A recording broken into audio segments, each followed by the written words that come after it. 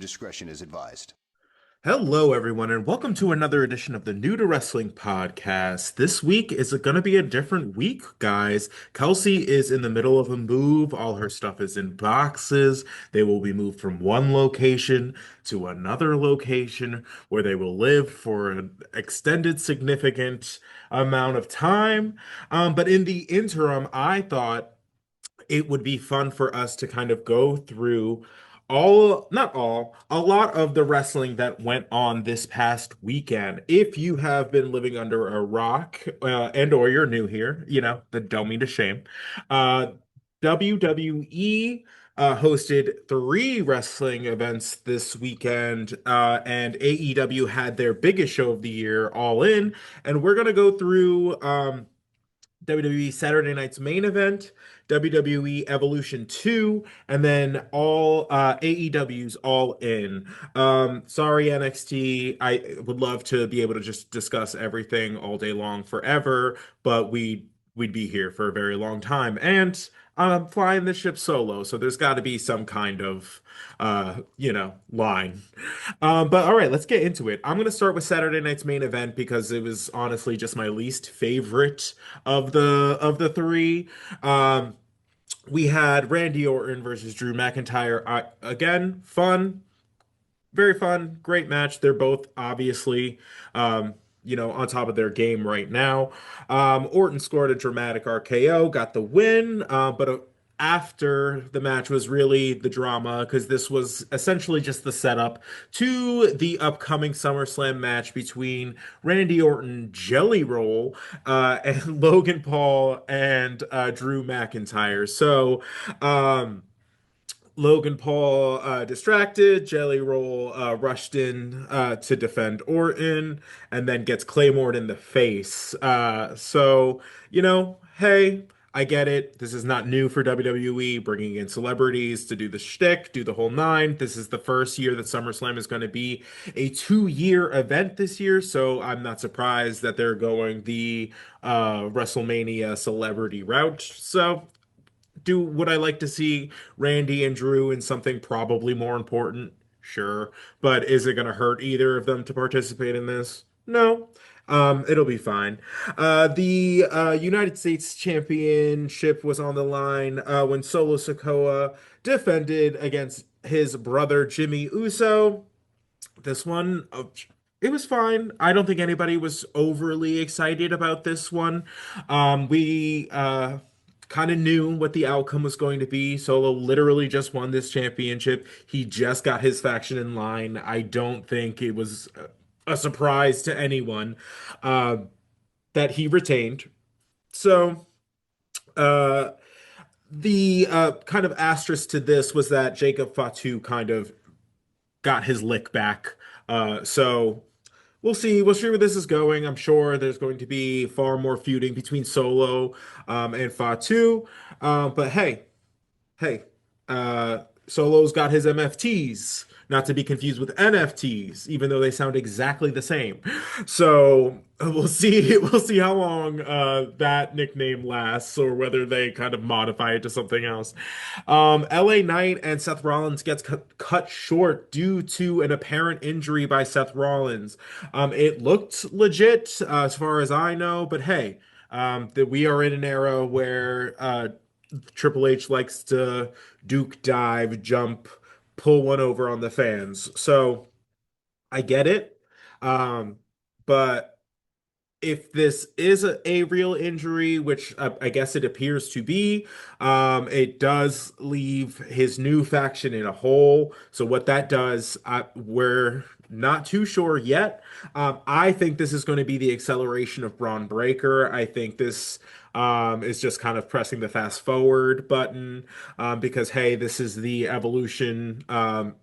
Evolution, Triple H Evolution, not to be confused with Evolution, the all-female pay-per-view we're going to talk about. But hey, it's the break out the stars by having them kind of pull one over on the leader of the group. We kind of just had the leader of the group removed from the situation, and now we're kind of gonna have what I assume to be Braun Breaker either assume the kind of leadership role, but definitely kind of take on the brunt of the responsibility of carrying the group from now on, especially as far as in-ring goes. And him and Paul Heyman, I'm sure, will have to come up with something. But Braun Breaker was always destined to be a Paul Heyman guy. So honestly, it's a little sooner than I'm sure WWE would have liked, but I don't think anybody's surprised by it either. And then that brings us into our main event, which is Gunther taking on Goldberg in his final match. Hey, this was not 3 minutes. Kudos to all parties involved. Gunther for carrying because again, Goldberg is in the final legs of his career. Um, for all intents and purposes, he kind of looked it. I thought it was fine. I thought it was a fun match. I thought it was more than anybody actually expected out of Goldberg's last match. And the kicker of it all, really, of course, the finish, no one was surprised by. Gunther went over. Goldberg goes out on his back, as is tradition. Um, but the drama of it all was that the post-match speech was cut off by NBC, somebody, Peacock, WWE. I don't know who was in charge of that decision or the run times. Probably the network, to be honest, more than anything else. But it was just an awkward ending to it's just an awkward way to end a career. So I've been seeing online recently that Goldberg has not been too pleased with the situation as we are kind of sitting with it. So he says that he is officially retired. Um, but we'll see. I don't know. I don't think he's too pleased with how he went out. So from our mouths to God's ears. I hope this is it for Goldberg. I don't think any more time away from the ring is going to add anything to his career. I don't think there's really too much left as far as like what's next for Goldberg. It's just kind of what's going on? What's moving on with your life? You always have had a bajillion business adventures. Post WCW, I saw you everywhere. But we shall see. We shall see. What is it? You never say never. What's that thing Sting says? The only thing that's for sure is nothing's for sure. So we'll see. All right, guys, we're gonna move into the women's pay-per-view, WWE Evolution 2, long awaited, long overdue, underbuilt. I would love to hear some feedback as far as the build up to that. And a lot of the feedback I've been seeing is it's very much a uh, turned chicken shit into chicken salad, and I expect nothing less with the caliber of talent that was just on this card. I don't think anybody was shocked that it did not receive the build that it definitely deserved, considering it had everything. It had Hall of Famers, it had championship matches, matches of various stipulations. Like it was probably it ended up being WWE's best pay-per-view thus far, or PLE. That's what we're calling them now. But let's get into some of the matches. These are definitely out of order, so forgive me. But We have the WWE Women's Tag Team titles, Raquel Rodriguez and Roxanne Perez defending against the Fatal Four Way. So that was Sol Ruca and Zarya from NXT, Charlotte and Alexa Bliss from SmackDown, and the Kabuki Warriors from Raw. Um, Great. Sol Ruca had quite a weekend for herself between the double soul snatcher on Friday and then wrestling two more matches after that. Kudos to her. I'm sure she's feeling it, but that is no easy feat. The tag team champions retained. Again, no real shocker on that one. We're still very much in the midst of the Judgment Day. Playing out this like they all have the belts. Liv is out of the picture. We kind of replaced Liv with Roxanne for all intensive purposes. So immediately setting us up for that feud down the line. But the champs retained. They also had a match on the following Monday Night Raw against the Kabuki Warriors where they ended up on top. So we're getting this kind of you know, uh, unlikely friends kind of situation. Not dissimilar to Charlotte and Alexa Bliss, but just with a little more sizzle in that we know that Liv Morgan is going to have a problem with it when she comes back.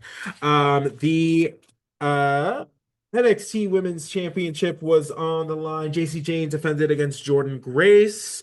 Of course, Jane had help from Fallon Henley, and Jasmine Nix, pulls out a sneaky win. This is the beginning of her title reign. Again, after a shock win over Stephanie Vaquer, we're very much seeing this is kind of like the prove it to me. What is JC Jane being the champion look like? And I guess we're beginning to kind of see that. It's definitely a heel champion. She's definitely leaning into the like I've been overlooked for too long. But hey, I'm here for it. Let's see where it goes. Always down for opportunity. The Women's Intercontinental Championship match, Becky Lynch, Bayley, and Lyra Valkyria. Great, amazing. Everyone.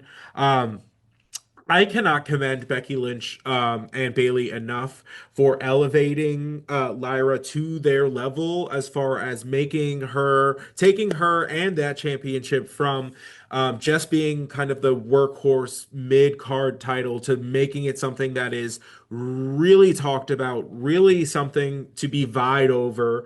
And it really brought something out of Lyra as far as like the mic skills, the intensity in the ring, just kind of brought a more well-rounded aspect to her. And I think that's fantastic, considering we are going to need those next crop of women that are going to take the mantle after the Becky Lynch's, the Baileys kind of move on. Not that they're anywhere close to that, but this is where they learn those ropes. These are the stories that help them be able to do that for somebody else in the future.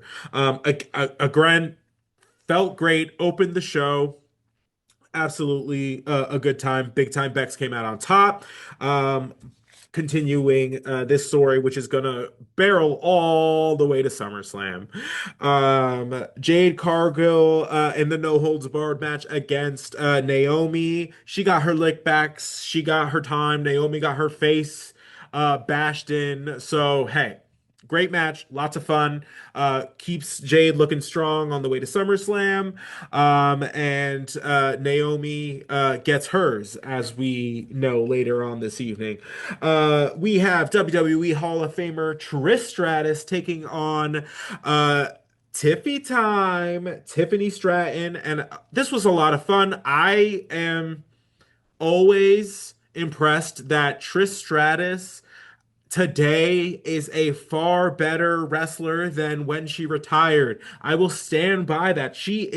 Has improved as the game has improved, and she's kind of like over the last couple of years just kind of stayed like fresh enough. Definitely, you could definitely tell that, she's not Tiffany Stratton's 25, but she is absolutely putting in the work when she does come back.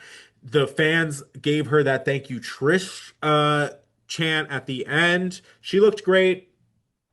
Did the job for Tiffany rather. And great stuff. Absolutely great stuff.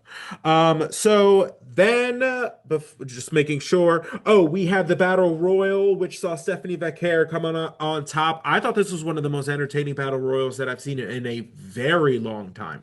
I'm usually not a fan of Battle Royals as opposed to Royal Rumbles. I prefer a more staggered kind of situation.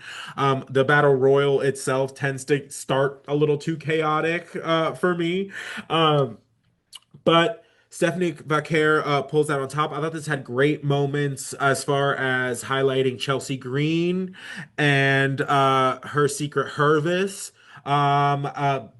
Nikki Bella had to do the pivot away from the Liv Morgan storyline, but hey, got her minutes to shine and followed that up with a match on Raw, thus cementing that she's not here just for now. She's here for a while. Great stuff. Really, really great stuff. And then that means that Stephanie Vaquer has a title shot waiting for her after SummerSlam. So we shall see. She is red hot. She being Stephanie Vaquer. She's had quite the year since debuting in the WWE, and she's just been eating up every opportunity that she's gotten. So I'm excited to see where she goes. The sky's the limit. And Stephanie Vaquer, girl, you do you. Um, that takes us into our main event match between Io Sky and Rhea Ripley.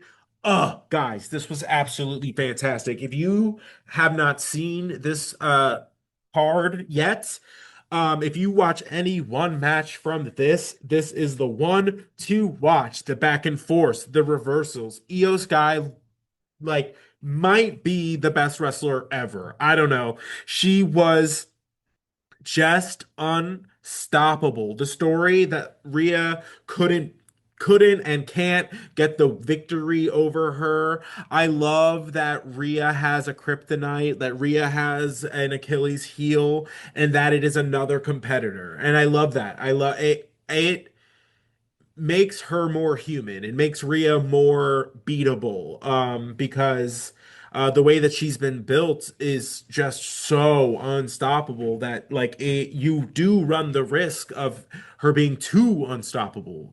And I think I love that the thing that is uh the thing that is getting the best of her is just like somebody she's just like can't get a hold of in the way that she would like to. And I love it. She just can't like handle EO the way that she handles other women on the roster. And I live for that story. I think it's great. The back and forth was absolutely amazing. The spot with the ref. Allowing for the fighting to go into the crowd. Fantastic, fantastic work all around. And then we are hit with the classic Money in the Bank payoff. This was easily the best women's Money in the Bank payoff, I think, ever. Naomi comes in. They are absolutely exhausted. You know the Money in the Bank formula. Hits that, hits the bell. She hits that split-legged moonsault, gets the victory. Oh, it's beautiful. It's beautiful stuff.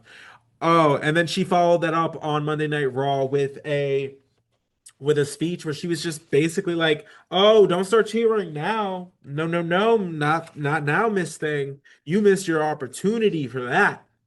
You didn't feel the glow. So now you got to deal with me as the champion." Of course, that brought out Rhea, that brought out Io, and that takes us to SummerSlam, where there's going to be a triple threat match between the three. And I can't wait. I absolutely can't wait. All right, guys, let's shift gears into AEW. Let's go. This one's going to be in order. This was the world's longest pay-per-view in the history of forever. Not gonna lie. Just It was very, very long. I had to watch it in like chunks because I didn't watch it live because I was working. Um, but we're gonna get into it. First is the men's casino gauntlet match. I love this concept of the gauntlet match. I love that it kind of combines like your classic gauntlet match with a Royal Rumble. It kind of gives AEW their own Royal Rumble event. And I love that because I love the Royal Rumble. I eat that shit up. I eat that shit up. I eat that shit up. I eat that shit up. We have those moments with MJF and Mark Briscoe in that story, as well as the moments with Mystico. I thought it was great. MJF comes out on top. Uh, Lots of competitors had moments to shine in this one. Good shit. Good shit. Great, great way. We have the Trios World title match. We have Samoa Joe, Powerhouse Hobbs, and Shibata taking on the Death Riders. This was fine. This was for all intents and purposes, just kind of fulfilled the box. I honestly didn't super need this one. This one I don't think needed to be on the card. If we were going to cut one for the sake of saving us all a little bit of time, we could have done this story on one of the TV shows, guys. We could have had Samoa Joe get hurt on Collision. All right. All right, he didn't. We didn't need to go all the way to Texas for that one.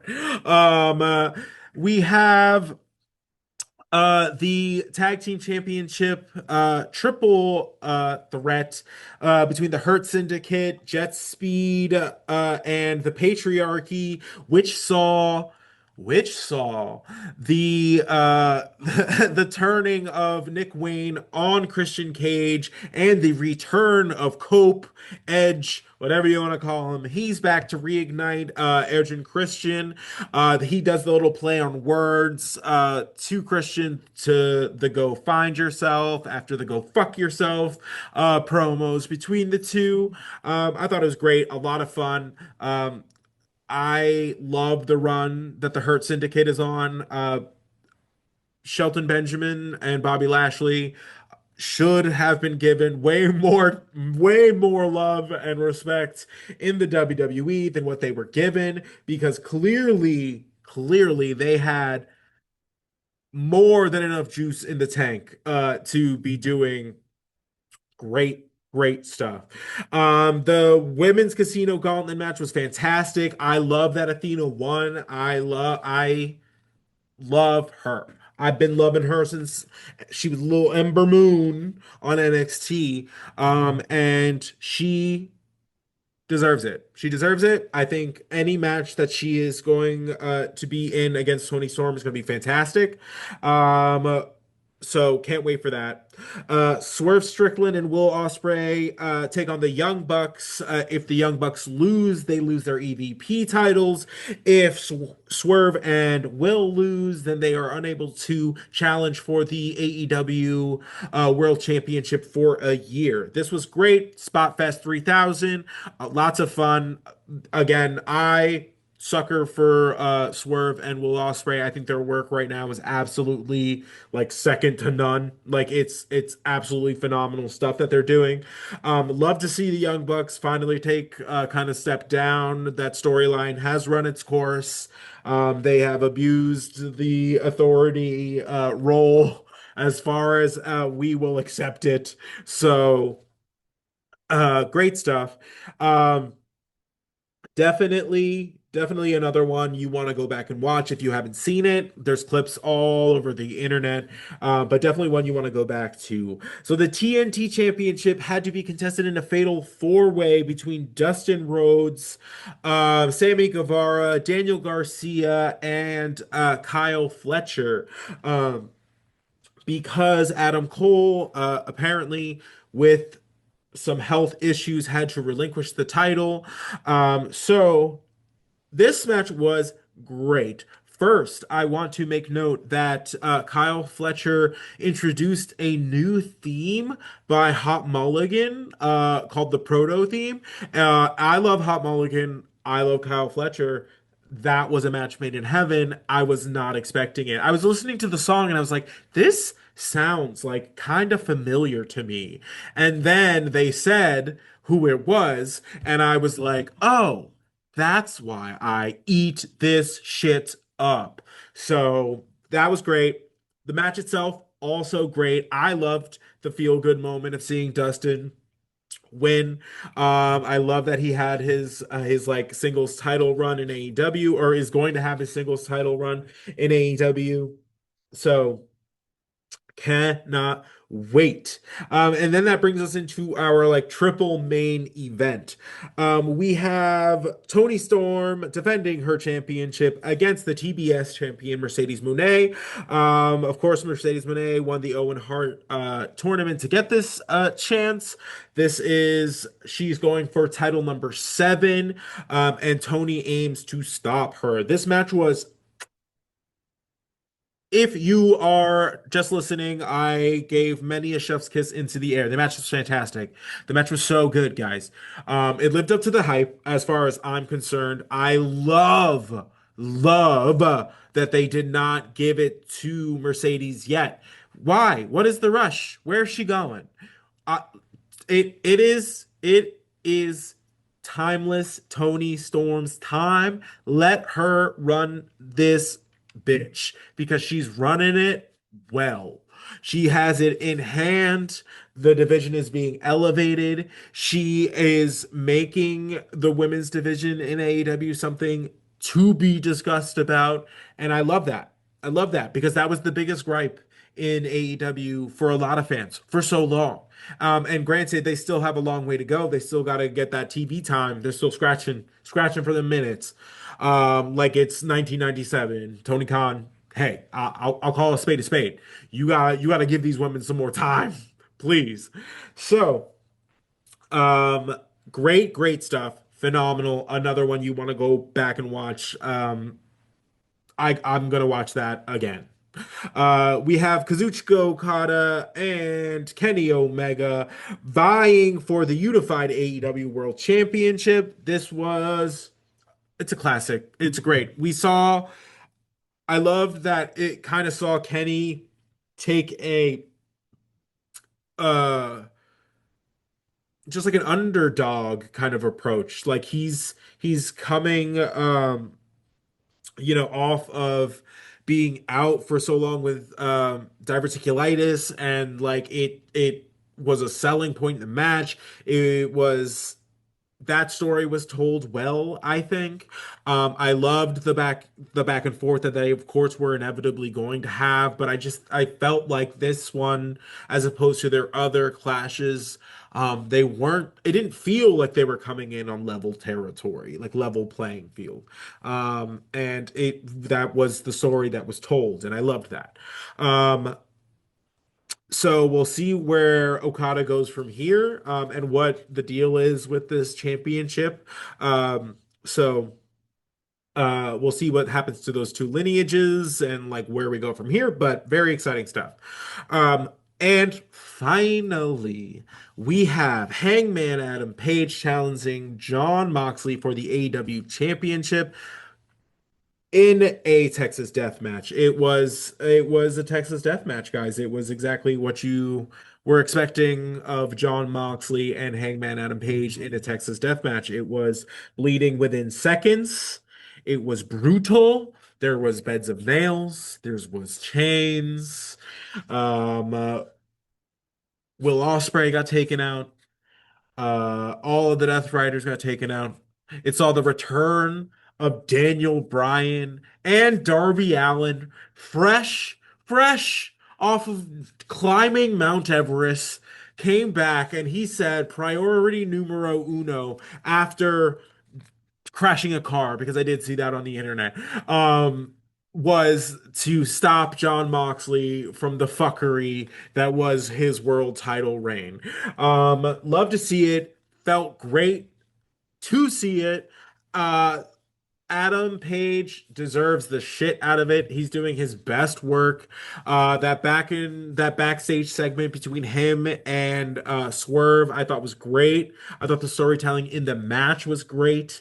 I loved that Swerve was the kind of final nail in the coffin to allow Hangman to win. Great stuff. I loved this weekend as far as being a wrestling fan concerned was it was just like my only problem was that I it was like so many hours. It was just so many hours of wrestling that I was like, "Oh shit, like I have to do other stuff." Did anybody else like come across that problem like this weekend with all of these events? Because we didn't even go into NXT, and that's a whole other rigmarole. There was a whole other 3 hours of wrestling. In addition to all the other like independent stuff that was going on this weekend, because there was a ton of that too. For me, there just wasn't enough hours in the day. I was losing sleep out here trying to keep up with all this wrestling, which is honestly the best problem to have as far as I'm concerned. Not something that I'm gonna lodge as a complaint, I guess. But okay, but ooh, before we go, I do want to make mention that we have started a book club. So if you do not follow us on our YouTube channel, make sure you do so. That is going to be youtube.com/new to wrestling podcast, all one word. Every Monday, I am going to be doing weekly breakdowns of a book that we will be covering monthly, a wrestling themed book. Obviously, this month we are starting with There's Just One Problem, True Tales from the former one-time seventh most powerful person in WWE, Brian Gewirtz. So, guys, look out for that video. It's going to come out on Monday the 21st. So be on the lookout for that. I'm so excited. I love to read. I love wrestling. I love bringing a well-rounded wrestling education to all of you. So I hope that you join me. I hope that you enjoyed this video. I know, weird. Kelsey, we miss you. Come back. I need banter in my life, damn it. But all right. This has been another edition of the New to Wrestling podcast. Thank you for listening, subscribing, liking, commenting, all of those things. And we will catch you on the next one.